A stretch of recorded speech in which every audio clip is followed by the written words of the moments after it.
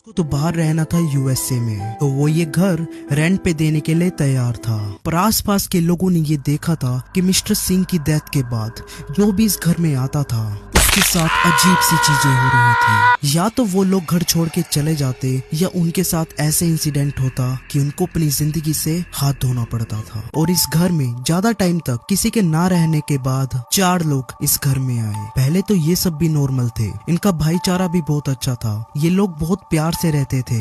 पर वहाँ रह रहे लोगों को ये नहीं पता था कि उनका एक साथी मेंटली अनस्टेबल है। इनका ये साथी बहुत ही अजीब अजीब सी हरकतें करता था। पर ये सब के बाद भी इन लोगों को ये लगा कि कुछ दिनों के बाद ये सही हो जाएगा। पर कुछ टाइम बीत जाने के बाद भी इनके इस साथी की हालत ठीक नहीं हुई। और ये सब के बाद इनका एक साथी जो इन सभी में सबसे बड़ा था वो इनको अकेला छोड़कर इस घर से चला गया। पर इनका ये साथी बहुत ही ज्यादा पागल हो गया था।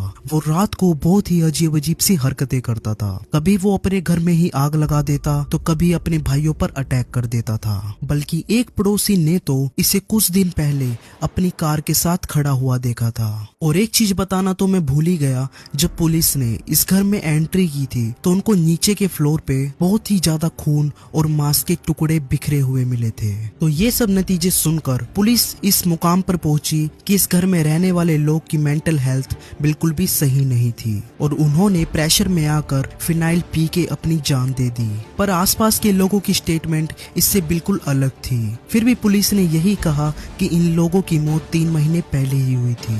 पुलिस की इस रिपोर्ट के बाद ये घर एक टूरिस्ट स्पॉट बन गया। काफी सारे लोग बाहर से अलग अलग स्टेट से इस घर को देखने आने लगे कि आखिर यहाँ पर क्या हुआ था। कुछ लोग यहाँ से काफी सारी भूतिया कहानी भी बताते थे। So you know it is very attractive for those kind of peoples. पर इस मौत के कुछ महीनों बाद वहाँ सब कुछ शांत सा हो गया था। तो 2002 में एक कंस्ट्रक्शन कंपनी ने इस घर को खरीद लिया था, जहाँ वो लोग एक नया रेजिडेंस बनाकर इस घर को बेचना चाहते थे। This was the good business move, क्योंकि पुराने घर को तो कोई भी नहीं खरीदता।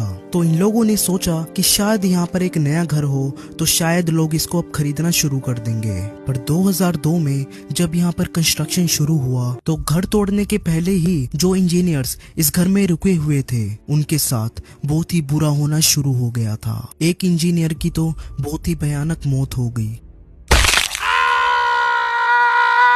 आई डोंट नो उसको किसने मारा और मरने के बाद वो कहाँ गया। और बाकी के इंजीनियर्स ये सब देख के घर छोड़कर भाग गए थे और फिर कभी भी इस घर को टच नहीं किया गया।